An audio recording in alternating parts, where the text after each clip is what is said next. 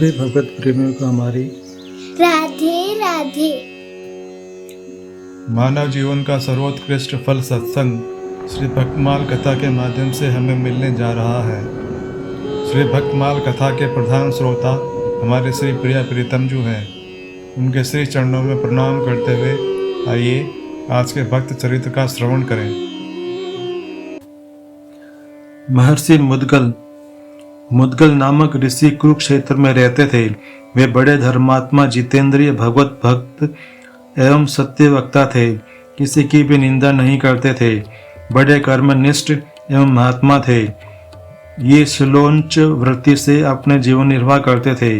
15 दिनों में एक द्रोण धान्य, जो करीब 34 शेर के बराबर होता है, इकट्ठा कर लेते थे। उसी से इष्टिकृत नामक यज्ञ करते और प्रत्येक 15वें दिन अमावस्या एवं पूर्णिमा को दर्श पौर्णमास याग किया करते थे। यज्ञों में देवता और अतिथियों को देने से जो अन्न बचता, उसी से परिवार सहित निर्वाह किया करते थे। जैसे धर्मात्मा ब्राह्मण स्वयं थे, वैसे ही उनकी धर्म पत्नी और संतान भी थी। मुद्गल जी सब परिवार महीने में केवल 2 ही बार अमावस्या और पूर्णिमा के दिन ही भोजन किया करते। सो भी अभ्यागतों को भोजन कराने के बाद। कहते हैं कि उनका प्रभाव ऐसा था कि प्रत्येक पर्व के दिन साक्षात देवराज इंद्र देवताओं सहित उनके यज्ञ में आकर अपना भाग लेते थे। इस प्रकार मुनिवृत्ति से रहना और प्रसन्न चित्त से अतिथियों को अन्न देना, यही उनके जीवन का व्रत था। मुनि की इस व्रत की ख्याति बहुत दूर तक फैल चुकी थी। एक दिन उनकी कीर्ति कथा दुर्वासा मुनि के कानों में पड़ी। उनके मन में उनकी परीक्षा पकड़ने की ही आ गई। दुर्वासा महाराज जहाँ तहाँ व्रतशील उत्तम पुरुषों को व्रत में पक्का करने के लिए ही क्रोधित वेश में घुमा करते हैं। वे एक दिन नंग धड़ंग पागलों का सा वेश बनाए, मूड मुंडाए, कटु वचन कहते हुए वहां आ पहुंचे। आते ही बोले, विप्रवर, आपको मालूम होना चाहिए कि मैं भोजन की इच्छा से यहाँ आया हूँ। उस दिन पूर्णिमा का दिवस था। मुद्गल ने आदर सत्कार के साथ ऋषि की अभ्यर्थना करके उन्हें भोजन कराने बैठाया।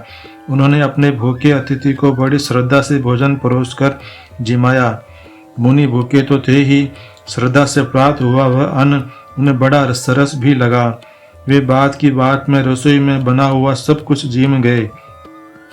बचा खुचा शरीर पर चुपड़ लिया। झूठा अन्न शरीर पर लपेटकर वे जिधर से आए थे उधर ही निकल गए। मुद्गल सब परिवार भूखे रहे। यूं प्रत्येक पर्व पर दुर्वासा जी आते और भोजन करके चले जाते। मुनि को परिवार सहित भूखे रह जाना पड़ता। 15 दिनों तक काटे हुए खेतों में बिखरे दानों को वे बीनते और स्वयं निराहार रहकर प्रत्येक 15वें दिन वे उसे दुर्वासा ऋषि के अर्पण कर देते। स्त्री पुत्र ने भी उनका साथ दिया। भूख से उनके मन में तनिक भी विकार या खेद उत्पन्न नहीं हुआ। क्रोध, ईर्ष्या एवं अनादर का भाव भी नहीं आया। वे ज्यों के त्यों शांत बने रहे। इसी प्रकार वे लगातार 6 बार प्रत्येक पर्व पर आए। 15 दिनों में एक बार भोजन करने वाला तपस्वी कुटुंब 3 महीने तक लगातार भूखा रहा, किंतु किसी के भी मन में कुछ भी दुख, क्रोध, क्षोभ या अपमान का विकार नहीं आया। श्री दुर्वासा जी ने हर बार उनके चित्त को शांत और निर्मल ही पाया। दुर्वासा जी इनके धैर्य को देख अत्यंत प्रसन्न हुए। उन्होंने मुनि मुद्गल से कहा, मुने, इस संसार में तुम्हारे समान दाता कोई भी नहीं। ईर्ष्या तो तुमको छू तक नहीं गई है। भूख बड़े बड़े लोगों के धार्मिक विचारों को डिगा देती है और धैर्य को हर लेती है। जीव तो रसना ही ठहरी, वह सदा रस का स्वाद करने वाली है। मन तो इतना चंचल है कि इसको वश में करना अत्यंत कठिन जान पड़ता है। मन और इंद्रियों को काबू में रखकर भूख का कष्ट उठाते हुए परिश्रम से प्राप्त किए हुए धन को शुद्ध हृदय से दान करना अत्यंत कठिन है। देवता भी तुम्हारे दान की महिमा गा गाकर उसकी सर्वत्र घोषणा करेंगे। महर्षि दुर्वासा यूं कह ही रहे थे कि देवदूत विमान लेकर मुद्गल के पास आया। देवदूत ने कहा, देव, आप महान पुण्यवान हैं, सशरीर स्वर्ग पधारें।